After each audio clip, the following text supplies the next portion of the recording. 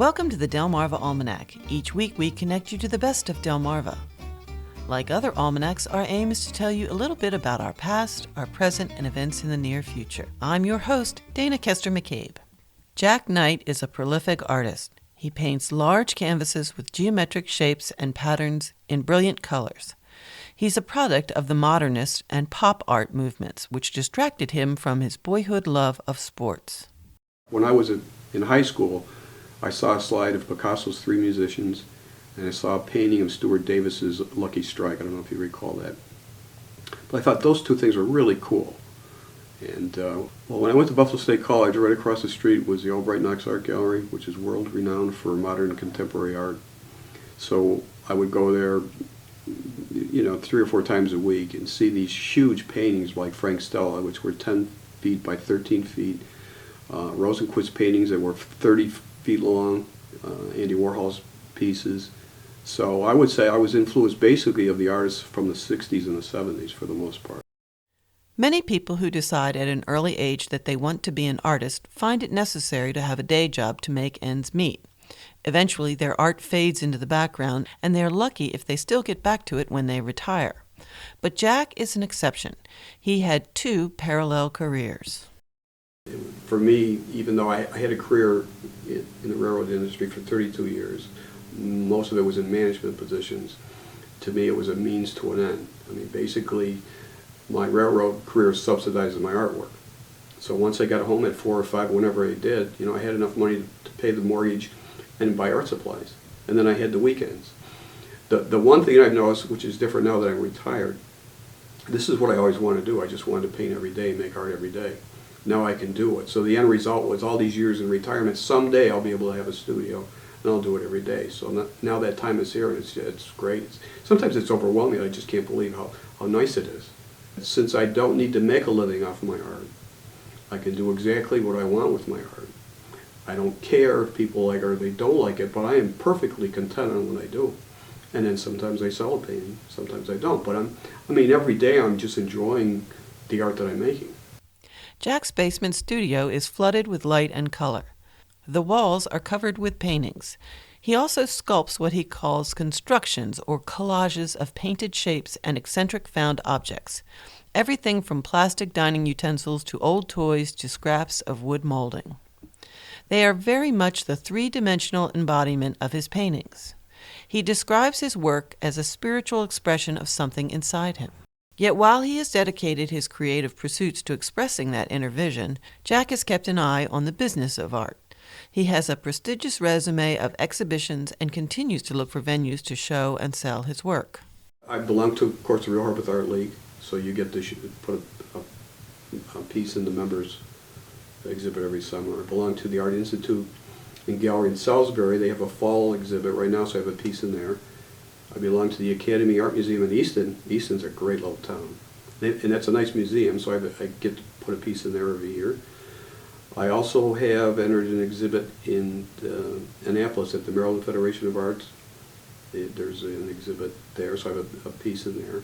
So I exhibit as frequently as I can. Jack's technical approach begins with drawing right on his canvas.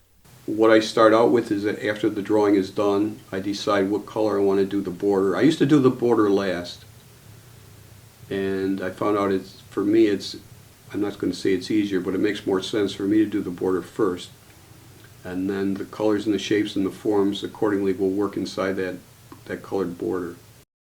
Jack uses stencils and masking tape as much as he uses his brushes. Once he has decided on his composition, he'll mask off an area around 1 or 2 shapes. Then he pours 2 or 3 colors on that spot, swirling them to create a marbleized effect. Once this is dry, he isolates another shape and adds flat colors, followed in some places by patterns. The end result has both a graphic quality and dimensionality. The paintings stand on their own as a celebration of form and hue. You look at it for what it is. You look at the shapes, the forms, the colors.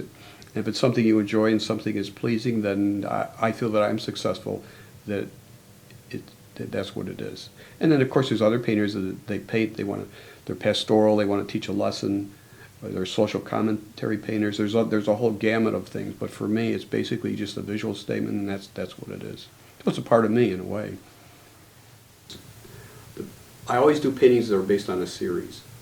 And at some point, back when I lived in Massachusetts, the name of the series were very, I don't know how to say, very sterile. Like I had like a Paragon series, number 1 through 15, Paragon Series B, Paragon Series C.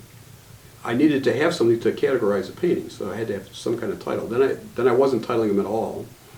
And then I started titling them to basically, emotionally, what did I feel from each painting. When we moved down here, the first series of paintings I did, I called them Beau Soleil, the Beau Soleil oyster. It has nothing to do with the painting itself, but I needed a title for that series. So I did like 30 paintings, Beau Soleil series 1 through 30. And then when I was done that series, I started a new series, and we tried an oyster called the Otter Creek oyster. And I said, so that was the next series. So I did 18 Oyster Creek series, and then I was done that series, and I said, let's go back to Finn's and let's see if we can find a new oyster. So we found, and this was a Prince Edward Island oyster that are very good, and it's called Tatamagouche. So that was the next series, Tatamagouche series. So I did that, and then I said, I don't want to do any more oysters. So the next series was called Circus series, and it was Circus spelled S-I-R-C-U-S, so that nobody would say, hey, where's the clowns in these? So then I got that done.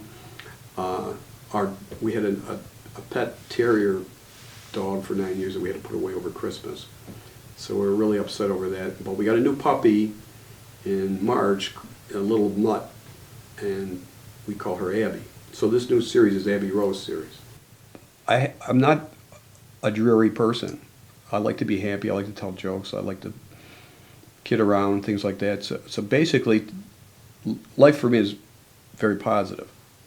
And part of being positive is I guess colors and happiness and things of that nature. So maybe this in a way reflects my personality. I guess I don't know. The other thing is that I don't sell hundreds of paintings, but again I really don't care if I sell hundreds of paintings. But the people that do buy my work, I appreciate it because they seem to really enjoy it. If there is a running theme in all of our artist interviews, it is the value of pursuing a personal sense of vision both fearlessly and joyfully. Don't try to paint or sculpt something that you think other people would enjoy. You do it on your own. You do it from your soul. And we were talking before about spirituality. You know, it's you within your work. If you really enjoy doing what you're doing, then eventually it'll come its way. Find out more about Jack's work at artistjackknight.com. Well, that's all for this edition of the Delmarva Almanac. We'd like to thank our community partners, the Friends of Delmarva Public Radio, the Community Foundation of the Eastern Shore, and underwriters, eatdrinkbuyart.com, for their help in bringing this program to you, our audience. Our theme music was provided by Brightside Studio. This show has been a Moonshell production. Thanks for listening. Until we meet again, may the rhythms and tides of Delmarva bring you good fortune.